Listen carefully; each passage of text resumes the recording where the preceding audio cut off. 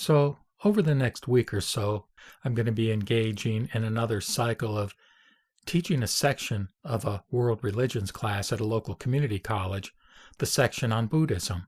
And there will actually be a couple of different classes where I'll do a one session kind of presentation on Buddhism, making it clear to the students that, I'm a lay Buddhist, I'm not ordained, I'm not a scholar, etc., etc.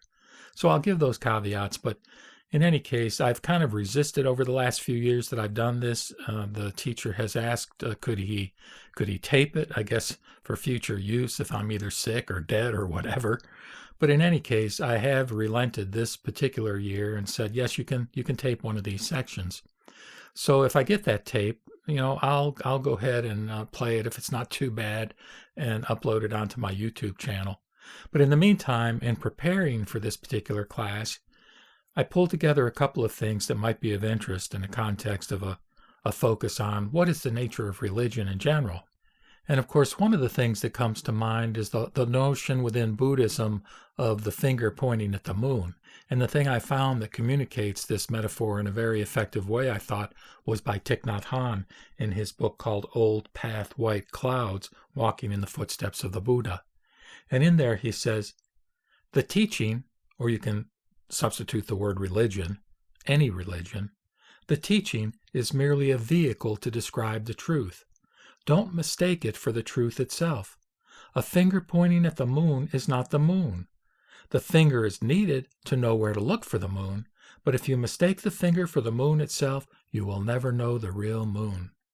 So, of course, the finger is typically our sort of verbal conceptualizations of the nature of the divine or the nature of the Dharmakaya or the various kinds of belief systems and ideas within a given religion, and in this case within Buddhism. But I might mention here that I had an idea as to how to break down some of the material within the different branches of Buddhism or the different types of teachings within Buddhism, and kind of thought that they broke down into ideas and doctrines that are sort of psychologically oriented, and then there are some that are more spiritually oriented, and then there are some I thought that were more universally oriented. And by the way, this notion of the finger pointing at the moon was picked up by a fellow named Richard Rohr, who's a spirituality author and priest within the Christian tradition. And in his piece called Things Hidden, Scripture as Spirituality, he says, from a Christian perspective, when we speak of God and things transcendent, all we can do is use metaphors, approximations, and pointers. Sound like the second chapter of the Lotus Sutra? He says, no language is adequate to describe the holy. Sound like the Lankavatara? He says, all our words, beliefs, and rituals are merely, and he puts it in quotes, quote, fingers pointing to the moon, close quote. They are never 100% right or perfect. And of course, he's right. And that is something that, again, mystics in all traditions have discovered, that, as my friend who's a Baha'i says from his tradition, they talk about the unknowable essence, which we think of in Buddhism, I guess, as the Dharmakaya, which is beyond all words and concepts. By the way, a couple of references that Rohr makes. One is to a Bible verse for anybody interested in looking up a Bible verse.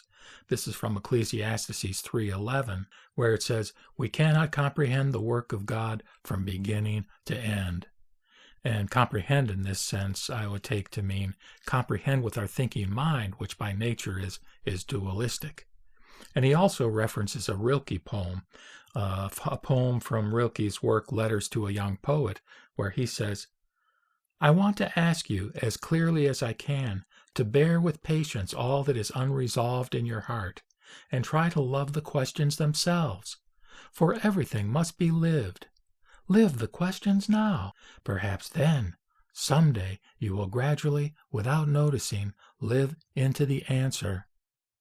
So Rilke's pretty cool. And by the way, one of his books of poetry, I think it was this one actually, was edited by a couple of women who had very much Buddhist leanings and have interpreted his poetry somewhat from a Buddhist perspective. Finally, I want to reference in this video another video, which is called Religious Pluralism, Seeing Religions Again with Marcus Borg. And this Marcus Borg is somebody that I just recently became aware of through a Christian friend, a fellow who is an elder, a minister within the United Church of Christ, which, by the way, is a very progressive and liberal Christian Protestant denomination. But in any case, Borg has sort of a foot in the academic religious studies community, as well as a foot in the Christian church kind of arena. And, it's interesting then that I've learned something about the nature of Jesus from him in terms of his depiction of historical Jesus, as well as what he calls the post-Easter Jesus, where he's viewed as a divine entity, more or less equivalent with God. But not wanting to get into that, I wanted to back up into his more general statements about what are religions as construed within the framework of an academic study of religions. He describes 6 kinds of attributes that may be worth focusing on. And if you have an interest in this, I would really encourage you to go look at his YouTube video. He says, number 1, religions are cultural, linguistic traditions. And, that seems pretty self-evident, that religion has grown up in a lot of different cultures with a lot of different languages, a lot of different ways of expressing some similar ideas, some dissimilar ideas. But the ideas or doctrines have been filtered through a particular culture by definition. So, except to the extent that ideas and views and doctrines are promulgated across cultures, we can't expect necessarily the folks within one culture to be aware or to worship or to express their spirituality within the context of a concept system that's totally alien to their particular culture. Just makes sense. Number 2, and this may be slightly controversial to those who have more fundamentalistic sort of views, he says, religions are human creations. And he says that they're imaginative human creations, not in a negative sense, but in the sense that we use our thinking mind, we use our imaginations to try to express, try to develop that finger pointing at the moon in a way where the finger is pointing in as clear a way as possible. And how does that happen? It happens through language, through our own ways of expressing ourselves as human beings, as Homo sapiens, which we by definition have to do because that's who we are. Number 3, he says, religions are responses to the experience of the sacred, of the more. Now, here I would reference, as he does, William James' Varieties of Religious Experience.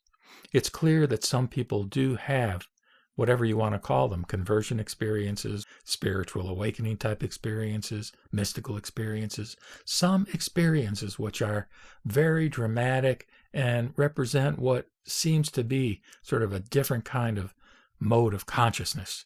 And these kinds of experiences generate a response, and he's referring to these experiences in effect as sacred. So at least major religions generally have some way of articulating these responses to the experience of the sacred. Number 4, wisdom traditions, from practical to theological to metaphysical. So we know within Buddhism we have the notion of prajna or sunyata. And each tradition, or at least each major tradition, has certain kinds of wisdom. Again, some of it practical in terms of how to function in the world, interpersonally and in other respects. Some of it theological in terms of, again, a framework of doctrine. And of course, some of it metaphysical. What I was talking about earlier as the universal, the non-dual, that can't be expressed in any words, but that attempts can be made in terms of creating that finger pointing toward the moon. Within Buddhism, I would say that pertains directly to for example, the Prajnaparamita Sutras, where prajna and sunyata are articulated, or at least where attempts are made to say, this is what we're talking about. This is what we mean when we say there is something more. Number 5, he talks about religions being a means of ultimate transformation. Not just psychological, he says, but spiritual, the self at its deepest level.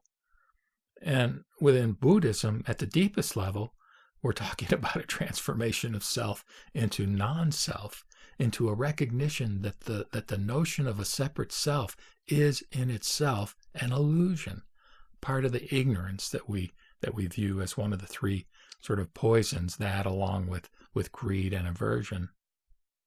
And then finally, number 6, that religions have sacraments of the sacred, a mediator of the sacred or of the spirit, which is finite and visible. Think about a zendo. Think about a group of Zen monks or lay people sitting around in a room facing the wall doing zazen. What a ritual. What a formal kind of thing that is, that reflects in a very visible way how those folks, even though they might not articulate it as a sort of religious exercise or a ritual, it seems to me to be one aspect of what Marcus Borg might be talking about as a sacrament of the sacred. So anyhow, those are just some things that I thought I might throw at you that might be of interest. And I find religion in general to be of great interest, and especially the experience that mystics have, and also obviously the various aspects of Buddhism that relate to the different mentalities and psychologies of different human beings. That's what the Buddha did in the context of his desire to have all beings attain Anuttara Samyak Sambodhi and Buddhahood. Namo Mita Boots.